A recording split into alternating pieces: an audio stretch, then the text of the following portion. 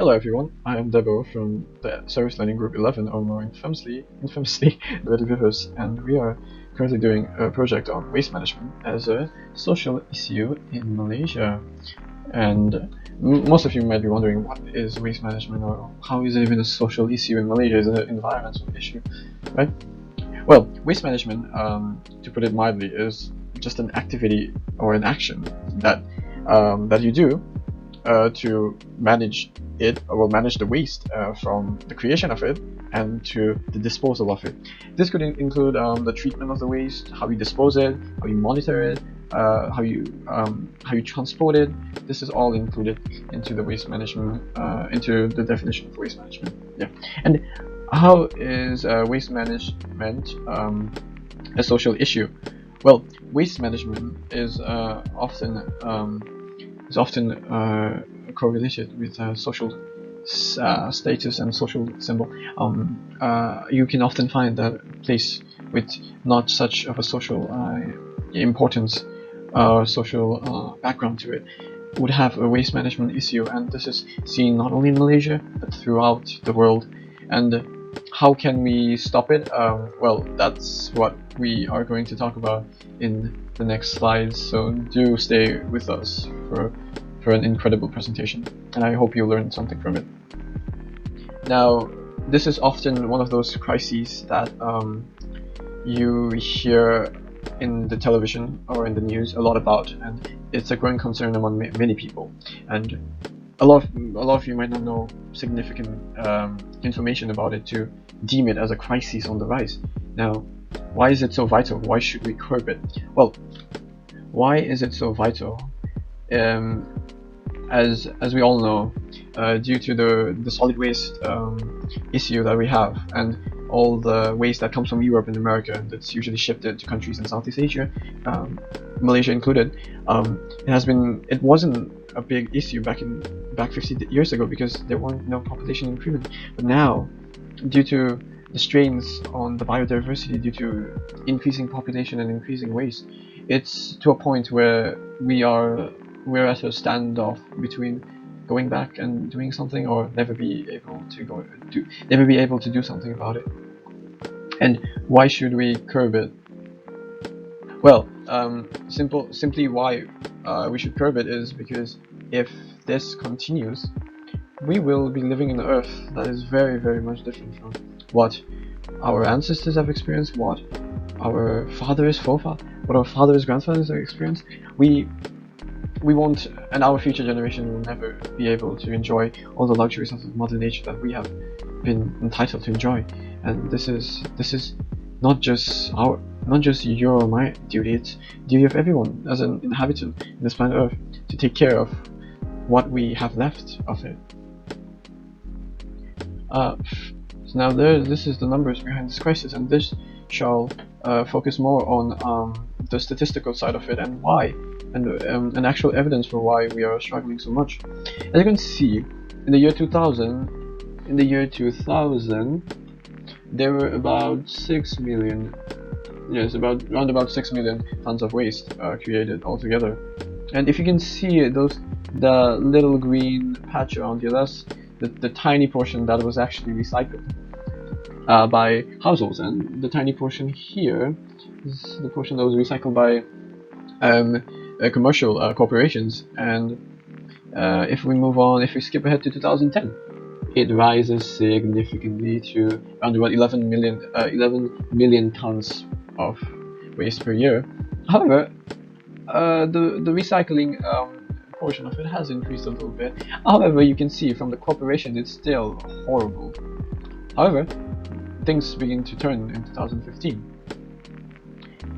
The rate of increase slightly goes down, but the shocker comes from the corporations.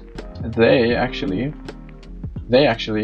recycle about twice or thrice as much as the households do, which is a good start. This shows the government incentive and government taxes on such environmental policies that are carried out by the government do work, and they show here stricter laws force the corporation into costly measures against waste. And 2020 2020, the increase is significantly higher, 17 million tons. It's to a percentage no one could imagine 10 years ago, let alone 20 years ago. And however, you can see one good thing here: the corporations are actually doing a far better job compared to the households. This, like I said before, this shows the government pressure on them are actually working.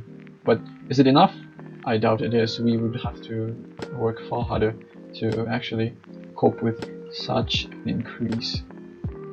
Here I interviewed our expert, Dr. Abu, who is an associate professor in chemical engineering, and he's also the deputy dean of innovation and engineering and innovation in the engineering faculty of University Malaysia Sabah.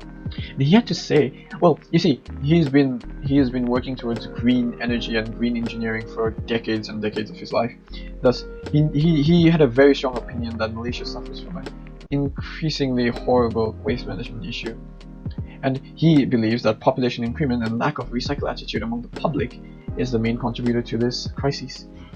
He did have some hope. He did say future innovation in composting and the 3 R's, and when scientists could actually make it sustainable, this could curb our waste management issue to a record low.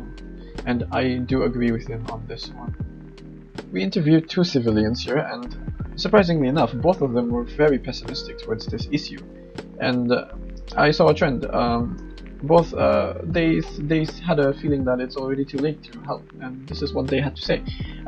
They felt as if this issue in Malaysia has been going on for an elongated period of time. It has not been addressed as much as it would have needed to be addressed. However, they do believe in recent years it has caught some light by political high heads such as the Prime Minister and many other political big names. And maybe they said there's a certainty that this might go towards the right end of the road. However, they're still very pessimistic towards this issue.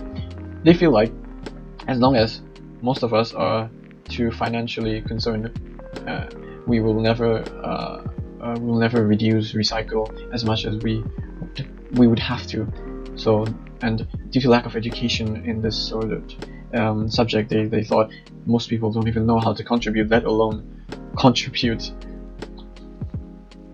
From the two civilian and the expert that we interviewed, I have drawn a perspective towards this issue, and my perspective towards this issue is that we really have to increase public education in this topic.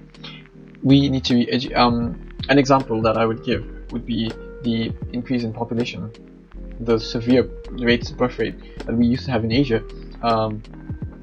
At one time, the average during 1950s, 60s, it was around about 7 kids per woman, 6.5 kids per woman.